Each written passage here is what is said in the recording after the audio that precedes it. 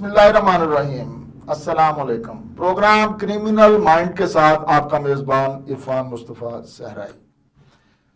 नाज़रीन, अल्लाह ताला ने इंसान को अशरफुल मखलूक़ात बनाया, अच्छे और बुरे की तमीज़ करने की सलाहियत से नवाजा, मगर अफसोस हम अपनी असलियत से दूर हो गए। लालच, हसद और नुमाइश ने हमारी मुजरमाना सोच को परवान चढ़ाया। हलाल हराम की तफरीक भूलकर शॉर्टकट की तरफ तवज्जो कर ली, जिससे हर अमल मुजरमाना होता चला गया। आज हम मिन हैसुल कौम मुजरमाना जहन के मालिक हो चुके हैं। हालांकि इसी मुजरमाना जहन ने न सिर्फ अंदरून बल्कि बैरून ममालिक में भी बदनामी के सिवा कुछ नहीं दिया। आज हम सऊदी अरब की बात करते हैं। पाकिस्तानियों के लिए वो लम्हा इंतहाई दुख, कुर्ब और मुलामत का बाइस होता है जब यहाँ मौत की सजा पाने वाले मुजरमों में हर दूसरा शख्स पाकिस्तानी होता है। इनमें ज्यादातर तादाद किन लोगों की है? ये बात कहने में मुश्किल है कि ये लोग पाकिस्तान में नाजायज रहाइश पजीर और गैर मुल्की मुहाजिरीन के रूप में रिश्वत देकर पाकिस्तानी पासपोर्ट और दूसरे कागजात हासिल कर लेते हैं, और ये काम किसी ताकतवर सपोर्ट के बगैर मुमकिन नहीं। मुक़बिल वतन पाकिस्तानियों के लिए बड़ी तकलीफ दे और बाइस नदामत बात यह है कि सऊदी अरब में हर माह खुले आम सरकलम किए जाने वालों में अक्सरियत पाकिस्तानियों की होती है।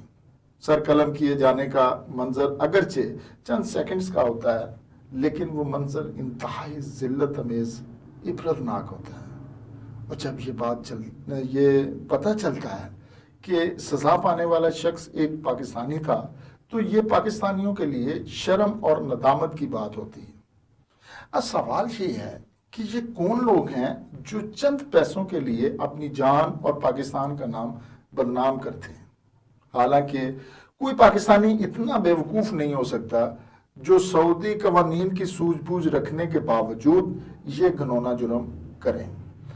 जो ये काम करते हैं ये यकीनन पाकिस्तान दुश्मन है, और ये वही लोग हैं जो पाकिस्तान में दहशतगर्दी के लिए लोग तैयार करते हैं।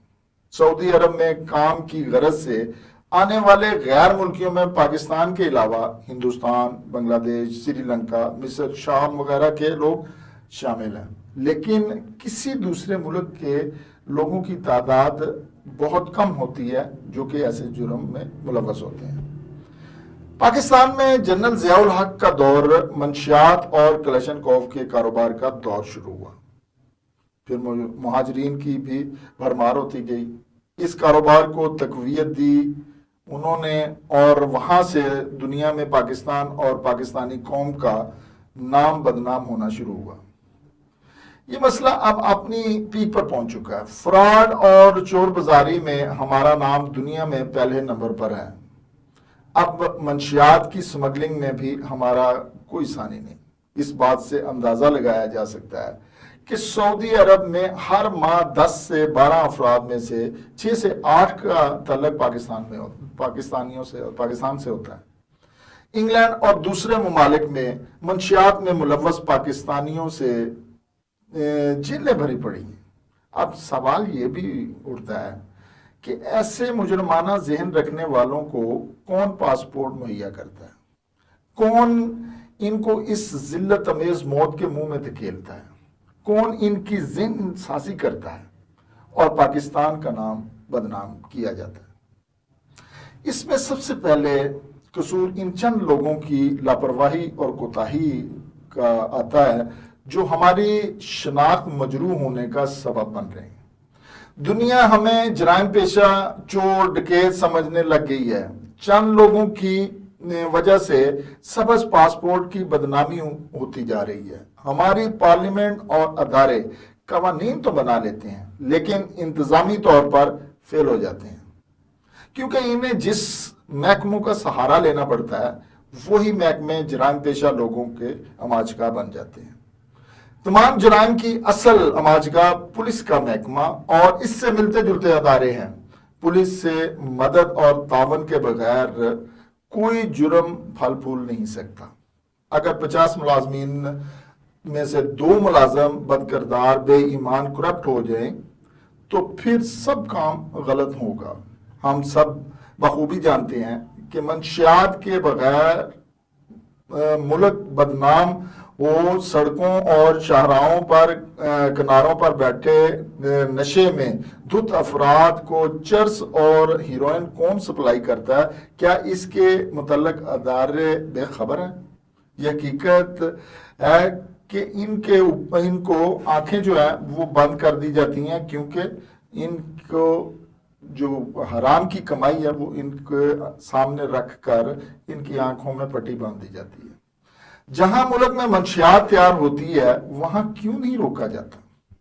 ملک کے دوسرے حصوں میں اور دوسرے ممالک میں کس طرح سپلائی ہوتی ہے؟ منشیات دوسرے ممالک تک پہنچنے کے پیچھے ایک ادارے کے لوگ شامل نہیں ہوتے، اس میں بہت سے اداروں کے لوگ اپنا اپنا کردار ادا کرتے ہیں، اور یہ گھنونا کردار ناجائز کمائی ان سب کی آنکھیں بند کر دیتی ہے۔ انہیں ملک کی بدنامی شرمندگی سے کوئی سروکار نہیں ہے، اور جب پولیس ہی ان جرائم میں اس جرائم کی افزائش اور مجرموں کی سرپرستی کر رہی ہو تو پھر معاشرے سے جرائم کا خاتمہ کیوں کر ممکن ہو سکتا ہے؟ حکومت پنجاب نے محکمہ پولیس سے کالی بھیڑوں پر شکنجہ تنگ کیا ہے، لیکن ابھی بھی کوئی مؤثر ایکشن پلان کے ذریعے محکمے کو سدھارنے کی ضرورت ہے، اور اس کے بغیر کوئی قانون اور کوئی دستور اس معاشرے کو جرائم سے پاک نہیں کر سکتا۔ اگر معاشرے اور ملک کے ساکھ کو بچانا ہے تو سنجیدگی سے محکمہ پولیس کی صفائی کرنا ہوگی۔ یہی واحد حل ہے۔ لمحہ فکریہ ہے کہ پنجاب میں انسداد منشیات قوانین اور پولیس اور اینٹی نارکوٹکس فورس کی موجودگی کے باوجود بھی ملک کی عام شاہراہوں سے لے کر تعلیمی اداروں تک ہر قسم کی نشہ آور چیزیں بآسانی دستیاب کیوں ہیں؟ لاہور شہر منشیات کے استعمال کے حوالے سے کراچی کے بعد دنیا کے بڑے شہروں میں شمار ہوتا ہے۔ منشیات کے رجحان میں اضافہ طلبہ ہاسٹلوں اور چائے خانوں میں بھی پہنچ گیا ہے۔ رپورٹ میں انکشاف کیا گیا ہے کہ داتا دربار، بھاٹی گیٹ، لاری اڈا اور ٹبی سٹی اور قلعہ گوجر سنگھ کے علاقوں میں نامعلوم منشیات کے عادی افراد کی اموات کی شرح زیادہ ہوتی جا رہی ہے۔ منشیات کے عادی افراد کی بحالی اور نئے آنے والے افراد کو نشے سے روکنے کے لیے حکومتی سطح پر کوئی بڑا یا علیحدہ ہسپتال نہ بن سکا۔ کیوں ایسا ہے؟ کیا نوجوان نسل کی ذہنی اور جسمانی صحت حکومت کی ترجیحات میں شامل نہیں؟ اب یہ ہزاروں میں نہیں، لاکھوں اور کروڑوں میں متاثرین جو ہیں وہ پہنچ چکے ہیں۔